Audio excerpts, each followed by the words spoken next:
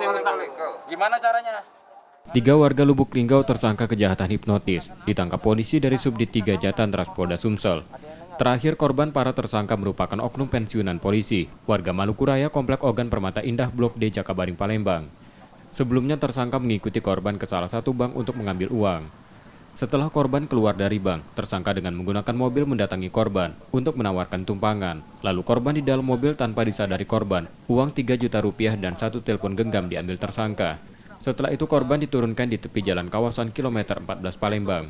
Polisi masih melakukan penyelidikan terkait cara tersangka melakukan hipnotis untuk kejahatan itu.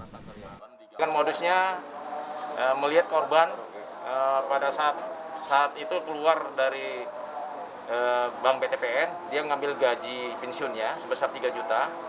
Lalu dia menunggu sambil berjalan karena dia dapat informasi dari untuk minta anaknya untuk memesan Grab ataupun sejenis angkot ataupun Gojek.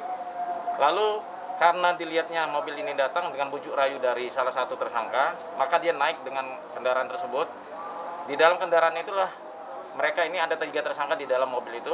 Perannya di dalam mobil itu pada saat dia naik ke dalam kendaraan mengalihkan perhatian sehingga yang satu bisa ngambil dengan menggunakan, mungkin rekan-rekan perlu diketahui, dia ngambil uang dengan menutup dengan ini, dan rekan yang lainnya menghilang konsentrasi dari bapak tersebut. Kini ketiga tersangka masih diperiksa dan ditahan di Polda Sumsel untuk proses hukumnya.